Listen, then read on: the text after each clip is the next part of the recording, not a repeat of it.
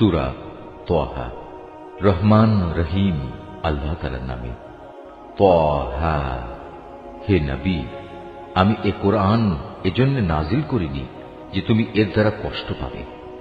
এ কোরআন তো হচ্ছে বরং কষ্ট থেকে মুক্তি পাওয়ার একটি উপায় ও নসিহত মাত্র সে ব্যক্তির জন্য যে আল্লাহ তাআলাকে ভয় করে। এ কিতাব তার কাছ থেকে অবতীর্ণ যিনি জমিন ও সমুচ্চ আকাশসমূহ সৃষ্টি করেছেন। দয়াময় আল্লাহ তাআলা মহান আরশে সমাসীন হলেন। আসমান সমূহ ও জমিনে যা কিছু আছে এ দুইয়ের মাঝখানে এবং জমিনের অনন্ত গভীরে, তা সবই তাঁর জন্য। হে মানুষ, তুমি যদি জোরে কথা বলো তা যেমন তিনি শুনতে পান, তেমনি গোপন কথা বরং তার চাইতেও গোপন যা, তাও তিনি জানেন। আল্লাহ তাআলা ছাড়া অন্য কোনো মাবুদ নেই। যাবতীয় উত্তম নাম তাঁর জন্যই নিবেদিত। হে নবী, তোমার কাছে কি মুসার কাহিনী পৌঁছেছে? বিশেষ করে সে ঘটনাটি যখন সে দূরে আগুন দেখল এবং তার পরিবারের লোকজনদের বলল, তোমরা এখানে অপেক্ষায় থাকো, আমি অবশ্যই আগুন দেখতে পেয়েছি। সম্ভবত তা থেকে কিছু আগুনের টুকরো আমি তোমাদের কাছে নিয়ে আসতে পারব, কিংবা সে আগুন দেখে আমি পথঘাট সংক্রান্ত কোনো নির্দেশ পেয়ে যাব। অতঃপর সে যখন সে স্থানে পৌঁছল, তখন তাকে আহ্বান করে বলা হল, হে মুসা, নিশ্চয়ই আমি হচ্ছি তোমার মালিক। তুমি তোমার জুতো দুটো খুলে ফেলো, কেননা তুমি এখন পবিত্র তুয়া উপত্যকায় দাঁড়িয়ে আছো। আমি তোমাকে নবুয়তের জন্য বাছাই করেছি। অতএব যা কিছু তোমাকে এখন ওহীর মাধ্যমে বলা হচ্ছে তা মনোযোগের সাথে শোনো। আমি হচ্ছি আল্লাহ তাআলা, আমি ছাড়া দ্বিতীয় কোনো মাবুদ নাই। অতএব তুমি শুধু আমারই ইবাদত করো এবং আমার স্মরণের জন্য নামাজ প্রতিষ্ঠা করো। কিয়ামত অবশ্যই আসবে, আমি তাকে এক সুনির্দিষ্ট সময় পর্যন্ত গোপন করে রাখতে চাই, যাতে করে প্রতিটি ব্যক্তিকে কিয়ামতের দিন নিজ নিজ কর্ম অনুযায়ী প্রতিদান দেয়া যায়। যে ব্যক্তি কিয়ামত দিবসের উপর বিশ্বাস করে না এবং যে নিজ প্রবৃত্তির অনুসরণ করে, সে যেন তোমাকে ওতে বিশ্বাস স্থাপন থেকে কখনো বাধা দিতে না পারে। এমনটি করলে অতঃপর তুমি নিজেই ধ্বংস হয়ে যাবে। হে মুসা, বলতো তোমার ডান হাতে ওটা কি? সে বলল, এটি হচ্ছে আমার হাতের লাঠি। আমি কখনো কখনো এর উপর ভর দিই, আবার কখনো তা দিয়ে আমি আমার মেষপালের জন্য গাছের পাতা পাড়ি। তাছাড়াও এটি আমার আরো অনেক কাজে লাগে। আল্লাহ তাআলা বললেন, হে মুসা, এটি মাটিতে নিক্ষেপ করো। অতঃপর সে তা মাটিতে নিক্ষেপ করল, সাথে সাথেই তা সাপ হয়ে এদিক ওদিক ছোটাছুটি করতে লাগল। তিনি বললেন, হে মুসা, তুমি একে ধরো, ভয় পেও না। দেখবে আমি এখনই তাকে তার আগের আকৃতিতে ফিরিয়ে আনছি। হে মুসা, এবার তুমি তোমার হাত তোমার বগলে রাখো। অতঃপর দেখবে কোন রকম অসুখজনিত দোষ ত্রুটি ছাড়াই তা নির্মল উজ্জ্বল হয়ে বেরিয়ে আসবে। এ হচ্ছে আমার পরবর্তী নিদর্শন। এগুলো এজন্য দেয়া হলো যেন আমি তোমাকে আমার কুদরতের আরো বড় বড় নিদর্শন দেখাতে পারি। হ্যাঁ, এবার এগুলো নিয়ে তুমি ফেরাউনের কাছে যাও, কেননা সে নিজেকে মাবুদ দাবি করে মারাত্মক সীমা লঙ্ঘন করে ফেলেছে। সে বলল, হে আমার মালিক, তুমি আমার জন্য আমার বক্ষকে প্রশস্ত করে দাও, আমার কাজ আমার জন্য সহজ করে দাও, আমার জিহ্বার জড়তা দূর করে দাও, যাতে করে ওরা আমার কথা বুঝতে পারে। আমার আপনজনদের মধ্যে থেকে একজনকে আমার সাহায্যকারী বানিয়ে পাঠাও। হারুন হচ্ছে আমার ভাই, তাকেই বরং তুমি আমার সহযোগী বানিয়ে দাও। তার দ্বারা তুমি আমার শক্তি বৃদ্ধি করো, তাকে আমার কাজের অংশীদার বানিয়ে দাও, যাতে করে আমরা উভয়ে মিলে তোমার অনেক পবিত্রতা ও মহিমা ঘোষণা করতে পারি, তোমাকে বেশি বেশি স্মরণ করতে পারি। নিশ্চয়ই তুমি আমাদের কার্যক্রমের সম্মুখ দ্রষ্টা। তিনি বললেন, হে মুসা, তুমি যা কিছু চেয়েছো তা সবই তোমাকে দেয়া হলো। আমি তো এর আগেও অলৌকিকভাবে তোমার প্রতিপালনের ব্যবস্থা করে তোমার উপর আরেকবার অনুগ্রহ করেছিলাম, যখন আমি তোমার মায়ের কাছে একটি ইঙ্গিত পাঠিয়েছিলাম। আসলে সে বিষয়টি ইঙ্গিত করে বলে দেওয়ার মতো গুরুত্বপূর্ণ বিষয় ছিল। সে ইঙ্গিত ছিল, তুমি তাকে ফেরাউনের লোকদের কাছ থেকে বাঁচানোর জন্য জন্মের পর একটি সিন্দুকের ভেতরে রেখে দাও। অতঃপর তাকে সিন্দুক সহ নদীতে ভাসিয়ে দাও, যেন নদী তাকে ভাসাতে ভাসাতে তীরে ঠেলে দেয়। আমি জানি একটু পরেই তাকে উঠিয়ে নেবে এমন এক ব্যক্তি যে আমার দুশমন এবং তারও দুশমন। হে মুসা, আমি আমার কাছ থেকে ফেরাউন ও অন্য মানুষদের মনে তোমার জন্য ভালোবাসা সৃষ্টি করে দিয়েছিলাম, যেন তুমি আমার চোখের সামনেই বড় হতে পারো। যখন তোমার বোন চলতে চলতে এখানে এলো এবং ফেরাউনের লোকজনদের বলল, আমি কি তোমাদের একথা বলে দেব কে এর লালন পালনের ভার নিতে পারবে? তারা এতে রাজি হয়ে গেল। এভাবেই আমি তোমাকে পুনরায় তোমার মায়ের কাছে তার কোলেই ফিরিয়ে আনলাম, যাতে করে তার চোখ জুড়িয়ে যায় এবং তোমাকে হারিয়ে সে যেন চিন্তাক্লিষ্ট না হয়। স্মরণ করো, যখন তুমি একজন মানুষকে হত্যা করলে, তখন আমি হত্যাজনিত সেই মানসিক যন্ত্রণা থেকে তোমাকে মুক্তি দিলাম। এছাড়াও তোমাকে আমি আরো বিভিন্নভাবে পরীক্ষা করেছি। অতঃপর তুমি কয়েক বছর মাদিয়ানবাসীদের মাঝে কাটিয়ে এলে। এরপর হে মুসা, একটা নির্ধারিত সময় পরেই তুমি আজ এখানে এসে উপস্থিত হলে। আমি এই দীর্ঘ পরীক্ষা দ্বারা তোমাকে আমার নিজের কাজের জন্য প্রস্তুত করে নিয়েছি। আমার নিদর্শন সমূহ নিয়ে তুমি ও তোমার ভাই এবার ফেরাউনের কাছে যাও, তবে কখনো আমার জিকির থেকে শৈথিল্য প্রদর্শন করো না। তোমরা দুজনে অবিলম্বে ফেরাউনের কাছে চলে যাও, কেননা সে মারাত্মকভাবে সীমা লঙ্ঘন করেছে। হেদায়েত পেশ করার সময় তোমরা তার সাথে নম্র কথা বলবে। হতে পারে সে তোমাদের উপদেশ কবুল করবে, অথবা সে আমার ভয় করবে। তারা বলল, হে আমাদের মালিক, আমরা ভয় করছি সে আমাদের সাথে বাড়াবাড়ি করবে, কিংবা সে আরো বেশি সীমা লঙ্ঘন করে বসবে। আল্লাহ তাআলা বললেন, তোমরা কোন রকম ভয় করো না, আমি তো তোমাদের সঙ্গেই আছি।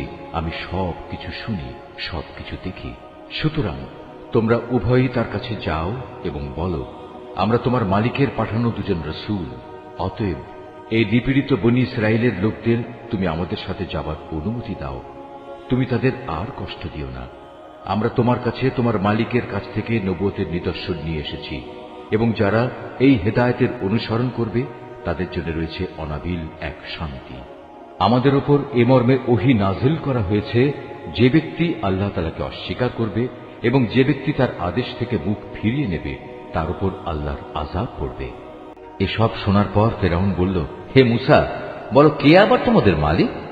সে বলল, আমাদের মালিক তিনি, যিনি প্রতিটি জিনিসকে তার যথাযোগ্য আকৃতি দান করেছেন, অতঃপর তাদের সবাইকে সঠিক পথ নির্দেশ দিয়েছেন। সে বলল, তাহলে আগের লোকদের অবস্থা কি হবে? সে বলল, সে বিষয়ে জ্ঞান আমার মালিকের কাছে সংরক্ষিত একটি বিশেষ গ্রন্থে মজুদ আছে। আমার মালিক কখনো ভুল পথে যান না, তিনি কারো কোনো কথা ভুলেও যান না। তিনি এমন এক সত্তা, যিনি তোমাদের জন্য জমিনকে বিছানা বানিয়ে দিয়েছেন, ওতে তোমাদের চলার জন্য বহু ধরনের পথঘাটের ব্যবস্থা করে দিয়েছেন। তিনি আকাশ থেকে বৃষ্টির পানি প্রেরণ করেন, অতঃপর তা দিয়ে জমিন থেকে বিভিন্ন ধরনের উদ্ভিদ বের করে আনেন, যেন তোমরা তা নিজেরাও খাও এবং তাতে তোমাদের পশুদেরও চড়াতে পারো। অবশ্যই এর মাঝে বিবেক সম্পন্ন মানুষদের জন্য শিক্ষার অনেক নিদর্শন রয়েছে। তোমরা যে জমিনের ওপর রয়েছ তা থেকেই আমি তোমাদের পয়দা করেছি, তাতেই আমি তোমাদের ফিরিয়ে নিয়ে যাব এবং পরিশেষে তা থেকেই আমি তোমাদের দ্বিতীয়বার বের করে আনব। ফেরাউনের অবস্থা ছিল, আমি তাকে আমার যাবতীয় নিদর্শন দেখিয়েছি, কিন্তু এ সত্ত্বেও সে একে মিথ্যা প্রতিপন্ন করেছে এবং অবিশ্বাস করেছে। এক পর্যায়ে ফেরাউন বলল, হে মূসা, তুমি কি নবুয়তের দাবি নিয়ে এজন্য আমাদের কাছে এসেছো যে তুমি তোমার জাদু ও তেলেসমাতি দিয়ে আমাদের দেশ থেকে বের করে দেবে? তবে হ্যাঁ, আমরাও তোমার সামনে অনুরূপ জাদু এনে হাজির করব। অতএব এসো, তোমার এবং আমাদের মাঝে একটা মোকাবেলার ওয়াদা ঠিক করে নিই, যার আমরাও খেলাপ করব না, তুমিও করবে না। তবে এটা হবে খোলা ময়দানে, যেন সবাই তা দেখতে পায়। সে বলল, হ্যাঁ, তোমাদের সাথে প্রতিযোগিতার ওয়াদা হবে তোমাদের মেলা বসার দিন। সেদিন মধ্যদিনেই যেন লোকজন এসে জমা হয়ে যায়। অতঃপর ফেরাউন উঠল এবং কথা অনুযায়ী জাদুর সামানপাত্র জমা করল। তারপর মোকাবেলা দেখার জন্য সে ময়দানে এসে হাজির হল। মূসা তাদের লক্ষ্য করে বলল, দুর্ভোগ হোক তোমাদের, তোমরা কখনো আল্লাহ তাআলার উপর মিথ্যা অভিযোগ আরোপ করো না, নতুবা তিনি তোমাদের আযাব দিয়ে সমূলে ধ্বংস করে দেবেন।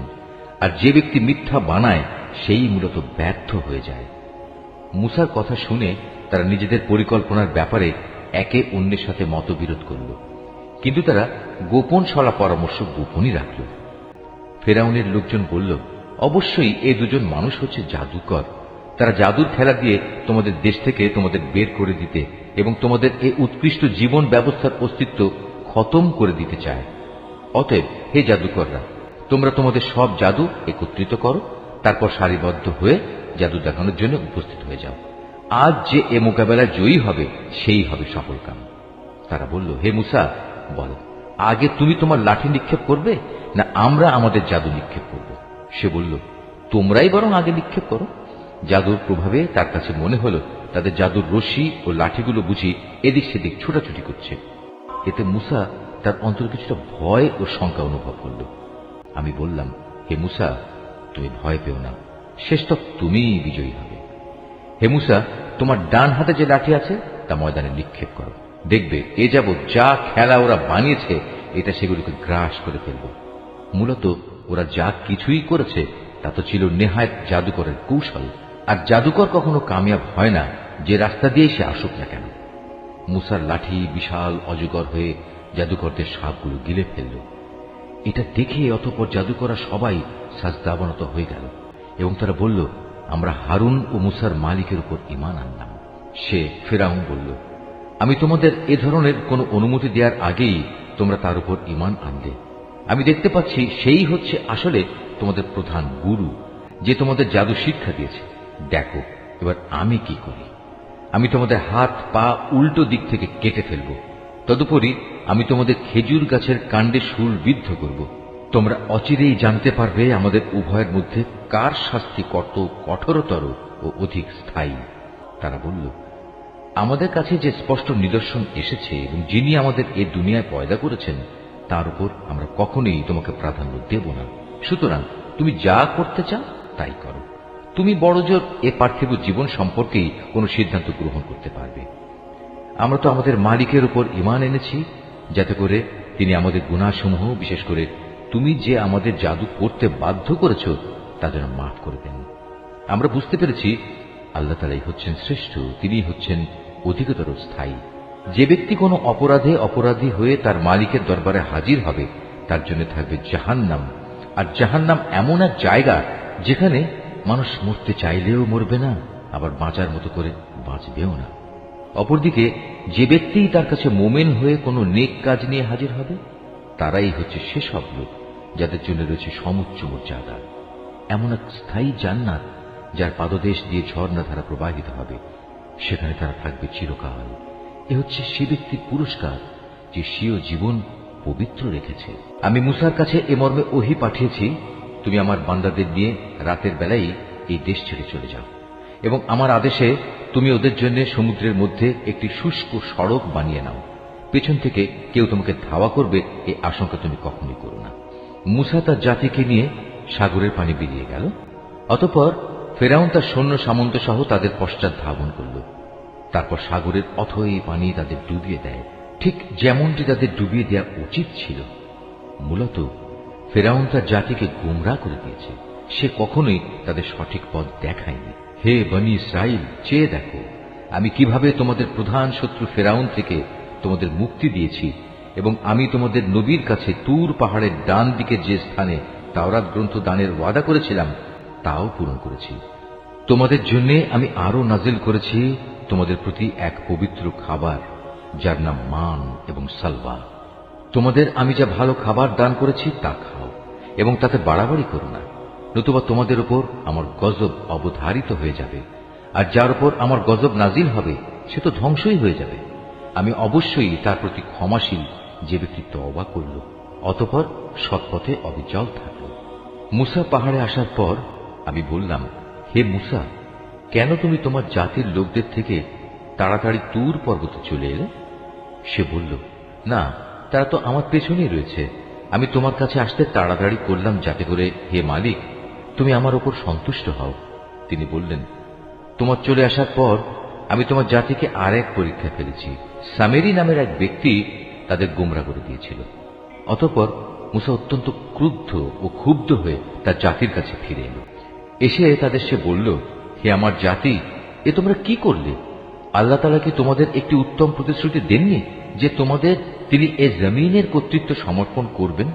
তবে কি আল্লাহ তাআলার এ প্রতিশ্রুতির সময়টি তোমাদের কাছে খুব দীর্ঘ মনে হয়েছিল? তোমরা আর অপেক্ষা করতে পারলে না? কিংবা তোমরা এটাই চেয়েছ তোমাদের উপর তোমাদের মালিকের গজব অবধারিত হয়ে পড়ুক, অতঃপর তোমরা আমার ওয়াদাই ভঙ্গ করে ফেললে? তারা বলল, হে মূসা, আমরা তোমার প্রতিশ্রুতি নিজেদের ইচ্ছায় ভঙ্গ করিনি। আসলে যা ঘটেছে তা ছিল মানুষদের অলংকার পত্রের বোঝা আমাদের উপর চাপানো হয়েছিল। আমরা তা বইতে না পেরে আগুনে নিক্ষেপ করে দিই। এ ছিল আমাদের অপরাধ।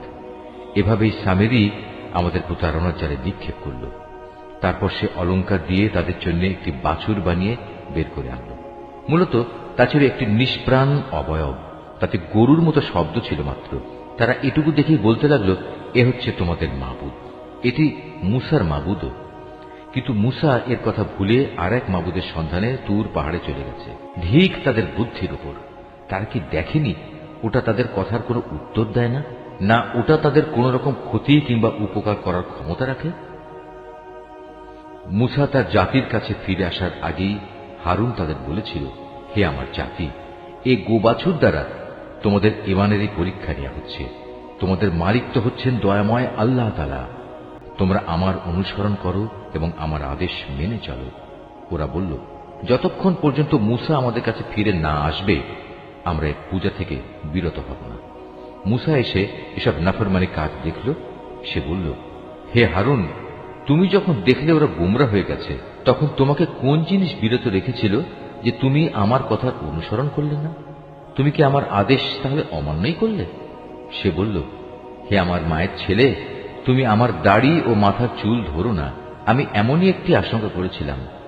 তুমি ফিরে এসে হয়তো বলবে, তুমি বনী ইসরায়েলদের মাঝে বিভেদ সৃষ্টি করেছ এবং তুমি আমার কথা পালনের যত্ন নাওনি। মুসা সামেরীকে জিজ্ঞেস করল, এবার বলো তোমার ব্যাপারটা কি হয়েছিল? সে বলল, আসলে আমি যা দেখেছিলাম তা ওরা দেখেনি। ঘটনাটা ছিল, আমি আল্লাহর বাণীবাহকের পদচিহ্ন থেকে এক মুঠো মাটি নিয়ে নিলাম, অতঃপর তা ওতে নিক্ষেপ করলাম। আমার মন কেন জানি এভাবেই আমাকে ব্যাপারটা বুঝিয়ে দিয়েছিল। সে বলল, চলে যাও আমার সম্মুখ থেকে। তোমার জীবদ্দশায় তোমার জন্য এ শাস্তি নির্ধারিত হল। তুমি বলতে থাকবে, আমাকে কেউ স্পর্শ করো না। এছাড়া তোমার জন্য আরো আছে পরকালের আযাবের ওয়াদা, যা কখনো তোমার কাছ থেকে সরে যাবে না। তাকিয়ে দেখো তোমার বানানো মাবুদের প্রতি, যার পূজায় তুমি এতদিন রত ছিলে। আমি ওকে অবশ্যই জ্বালিয়ে দেব, অতঃপর তার ছাই বিক্ষিপ্ত করে সমুদ্রে নিক্ষেপ করব। হে মানুষ, তোমাদের মাবুদ তো কেবল আল্লাহ তাআলাই, যিনি ব্যতীত দ্বিতীয় কোনো মাবুদ নেই। তিনি তার জ্ঞান দিয়ে সবকিছু পরিবেষ্টন করে আছেন। হে নবী, মুসার যেসব ঘটনা তোমাদের আগে ঘটেছে তার সংবাদ আমি এভাবেই তোমাকে শুনিয়ে যাব। তাছাড়া আমি তোমাকে আমার কাছ থেকে একটি স্মরণিকাও দান করেছি। যে কেউই এ স্মরণিকা থেকে মুখ ফিরিয়ে নেবে, সে কিয়ামতের দিন নিজ কাঁধে গুনাহের এক ভারী বোঝা বইবে। তারা সব সময় এ অবস্থায় থাকবে, কিয়ামতের কঠিন দিনে তাদের জন্য এ বোঝা কত মন্দ প্রমাণিত হবে। যেদিন সিনায় ফুৎকার দেয়া হবে, সেদিন আমি সব অপরাধীকে এমন অবস্থায় জমা করব, ভয়ে তাদের চোখ নীল ও দৃষ্টিহীন থাকবে। তারা নিজেদের মধ্যে চুপে চুপে বলাবলি করতে থাকবে, তোমরা দুনিয়ায় বড়জোর 10 দিন অবস্থান করে এসেছ। আসলে আমি জানি সে অবস্থানের সঠিক পরিমাণ কত ছিল, বিশেষ করে যখন তাদের মধ্যেকার সবচেয়ে বিবেকবান ব্যক্তি, যে সৎ পথে ছিল, বলবে, তোমরা তো দুনিয়ায় মাত্র একদিন অবস্থান করে এসেছ। হে নবী, তারা তোমার কাছে কিয়ামতের সময় পাহাড়গুলোর অবস্থা কি হবে জানতে চাইবে। তুমি তাদের বলো, সে সময় আমার মালিক এগুলোকে টুকরো টুকরো করে উড়িয়ে দেবেন, অতঃপর এই জমিনকে তিনি মসৃণ ও সমতল ভূমিতে পরিণত করে ছাড়বেন। তুমি এতে কোন রকম অসমতল ও উঁচু নিচু দেখবে না। সেদিন সব মানুষ একজন আহ্বানকারীর পেছনে চলতে থাকবে, তার জন্য কোনো বাঁকা পথ থাকবে না। সে চাইলেও অন্যদিকে যেতে পারবে না। সেদিন দয়াময় আল্লাহ তাআলার প্রচন্ড ক্ষমতার সামনে অন্য সব শব্দেই ক্ষীণ হয়ে যাবে। এ ভয়ঙ্কর পরিস্থিতিতে ভীত বিহবল মানুষের পায়ে চলার মৃদু আওয়াজ ছাড়া আর কিছুই তুমি শুনতে পাবে না। সেদিন পরাক্রমশালী আল্লাহ তাআলার সামনে কারো কোনো রকম সুপারিশই কাজে আসবে না। অবশ্য যাকে করুণাময় আল্লাহ তাআলা অনুমতি দেবেন এবং যার কথায় তিনি সন্তুষ্ট হবেন, তার কথা আলাদা। তাদের সামনে ও পেছনে যা কিছু আছে তা তিনি সম্মুখ অবগত আছেন, কিন্তু তারা তাদের ক্ষুদ্র জ্ঞান দ্বারা তার বিশাল জ্ঞানকে কোনোদিনই পরিবেষ্টন করতে পারবে না। সেদিন মানুষের চেহারাগুলো সেই চিরঞ্জীব ও অনাদি সত্তার সামনে অবনত হয়ে যাবে। ব্যর্থ হবে সে ব্যক্তি যে সেদিন শুধু জুলুমের ভারী বহন করবে। অপরদিকে যে ব্যক্তি ঈমানের সাথে দুনিয়ায় নেক কাজ করেছে, সেদিন সে কোনো জুলুমের ভয় করবে না এবং কোনো ক্ষতির ভয়ও। এভাবেই আমি কোরআনকে পরিষ্কার আরবি ভাষায় নাজিল করেছি এবং তাতে মানুষদের পরিণাম সম্পর্কে সাবধানতা সংক্রান্ত কথাগুলো সবিস্তার বর্ণনা করেছি, যেন তারা গুমরাহি থেকে বেঁচে থাকতে পারে কিংবা তা তাদের জন্য চিন্তা ভাবনা সৃষ্টি করতে পারে। আল্লাহ তাআলা অতি মহান, তিনি সৃষ্টিকুলের প্রকৃত বাদশাহ, তিনি কোরআন নাজিল করেছেন। হে নবী, তোমার কাছে তার ওহী নাজিল পূর্ণ হওয়ার আগে কোরআনের ব্যাপারে কখনো তাড়াহুড়ো করো না। তবে জ্ঞান বাড়াতে চাইলে বলো, হে আমার মালিক, আমার জ্ঞান ভাণ্ডার তুমি বৃদ্ধি করে দাও। আমি এর আগে আদম সন্তানের প্রতি নির্দেশ দান করেছিলাম, কিন্তু সে এসব কথা ভুলে গেছে। আসলে আমি কখনো সে ব্যাপারে তাকে দৃঢ় সংকল্পবদ্ধ পাইনি। আমি ফেরেশতাদের যখন বলেছিলাম তোমরা আদমকে সিজদা করো, তখন তারা সাথে সাথেই সিজদা করল, কিন্তু ইবলিস সে অস্বীকার করল। আমি আদমকে বললাম, এ শয়তান হচ্ছে তোমার ও তোমার জীবন সাথীর দুশমন, সুতরাং দেখো এমন যেন না হয় যে সে তোমাদের উভয়কেই জান্নাত থেকে বের করে দেবে এবং এর ফলে তুমি দারুণ দুঃখ কষ্টে পড়ে যাবে। অথচ এখানে তুমি কখনো ক্ষুধার্ত হও না, কখনো পোশাক বিহীন হও না, তুমি কখনো এখানে পিপাসার্ত হও না, কখনো রোদেও কষ্ট পাও না। কিন্তু এত সাবধান করা সত্ত্বেও অতঃপর শয়তান তাকে কুমন্ত্রণা দিল। সে তাকে বলল, হে আদম, আমি কি তোমাকে অনন্ত জীবনদায়িনী একটি গাছের কথা বলবো, যার ফল খেলে তুমি এখানে চিরজীবন থাকতে পারবে, এবং বলবো এমন রাজত্বের কথা যার কখনো পতন হবে না? অতঃপর তারা উভয় ওই নিষিদ্ধ গাছের ফল খেল। সাথে সাথেই তাদের শরীরের লজ্জাস্থানসমূহ তাদের সামনে প্রকাশ হয়ে পড়ল এবং তারা লজ্জায় তাড়াতাড়ি করে জান্নাতের বিভিন্ন গাছের পাতা দ্বারা নিজেদের লজ্জাস্থান ঢাকতে শুরু করল। এভাবেই আদম তার মালিকের নাফরমানি করল এবং এ কারণে সে সাময়িকভাবে পথভ্রষ্ট হয়ে গেল। কিন্তু তার ক্ষমা প্রার্থনার পর তার মালিক তাকে তার বংশধরদের পথ প্রদর্শনের জন্য বাছাই করে নিলেন, তার উপর ক্ষমা পরবশ হলেন এবং তাকে সঠিক পথ নির্দেশ দিলেন। তিনি বললেন, শয়তান ও তোমরা এখন উভয় দলই এখান থেকে নেমে পড়ো। মনে রাখবে, তোমরা কিন্তু একজন আর একজনের জঘন্য দুশমন। অতঃপর তোমাদের জীবন পরিচালনার জন্য যদি আমার কোনো হেদায়েত পথ নির্দেশ আসে, অতঃপর যে আমার হেদায়েত অনুসরণ করবে সে না কখনো দুনিয়ায় বিপদগামী হবে, না আখিরাতে সে কোনো কষ্ট পাবে। হ্যাঁ, যে ব্যক্তি আমার স্মরণ থেকে বিমুখ হবে তার জন্য জীবনের বাঁচার সামগ্রী সংকুচিত হয়ে যাবে। সর্বোপরি তাকে আমি কিয়ামতের দিন অন্ধ বানিয়ে হাজির করব। সে নিজেকে এভাবে দেখার পর বলবে, হে আমার মালিক, তুমি আমাকে কেন আজ অন্ধ বানিয়ে উঠালে? দুনিয়াতে তো আমি চক্ষুষ্মান ব্যক্তি ছিলাম। তিনি বলবেন, আসলে দুনিয়াতেও তুমি এমনই অন্ধ ছিলে। আমার আয়াতসমূহ তোমার কাছে এসেছিল, কিন্তু তুমি তা ভুলেছিলে। এভাবে আজ তোমাকেও ভুলে যাওয়া হবে। মূলত আমি এভাবেই তাদের প্রতিফল দিই।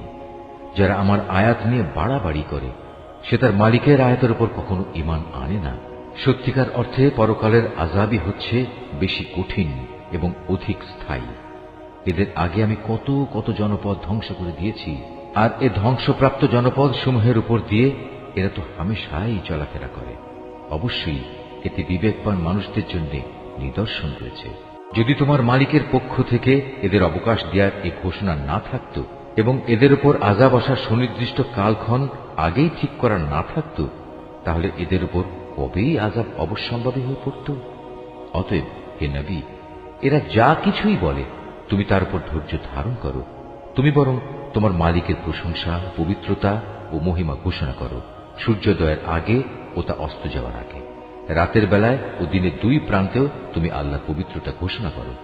তাহলে কিয়ামতের দিন তুমি সন্তুষ্ট হতে পারবে। হে নবী, পার্থিব জীবনের সৌন্দর্য স্বরূপ ভোগ বিলাসের সেসব উপকরণ আমি তাদের অনেককেই দিয়ে রেখেছি, তার দিকে তুমি কখনো তোমার দু চোখ তুলে তাকাবে না। আসলে আমি এ সব কিছু এ কারণেই দিয়েছি যেন আমি তাদের পরীক্ষা করতে পারি। মূলত তোমার মালিকের রিজিকই হচ্ছে উৎকৃষ্ট ও অধিক স্থায়ী। হে নবী, তোমার পরিবার পরিজনকে নামাজের আদেশ দাও এবং নিজেও তার উপর অবিচল থেকো। আমি তো তোমার কাছে কোন রকম রিজিক জীবন উপকরণ চাই না, রিজিক তো তোমাকে আমিই দান করি। আল্লাহ তাআলাকে ভয় করার জন্যই রয়েছে উত্তম পরিণাম। এর পরেও মূর্খ লোকেরা বলে, এ ব্যক্তি তার মালিকের কাছ থেকে আমাদের কাছে কোনো নিদর্শন নিয়ে আসে না কেন? তুমি কি মনে করো তাদের কাছে সেসব দলিল প্রমাণ নেই যা আগের কিতাবসমূহে মজুদ রয়েছে? আমি যদি এর আগেই তাদের কোনো আযাব দিয়ে ধ্বংস করে দিতাম, তাহলে অবশ্যই এরা বলতো, হে আমাদের মালিক, তুমি আযাব পাঠাবার আগে আমাদের কাছে একজন রাসূল পাঠালে না কেন? রসুল পাঠালে আমরা এভাবে লাঞ্ছিত ও অপমানিত হওয়ার আগেই তোমার আয়াতসমূহ মেনে চলতাম। হে নবী, এদের বলো, হ্যাঁ, প্রত্যেক ব্যক্তি তার কাজের প্রতিফল পাবার অপেক্ষা করছে, অতএব তোমরাও অপেক্ষা করো। অচিরেই তোমরা জানতে পারবে সঠিক পথের অনুসারী কারা, আর কারাই বা সোজা সঠিক পথ পেয়েছে।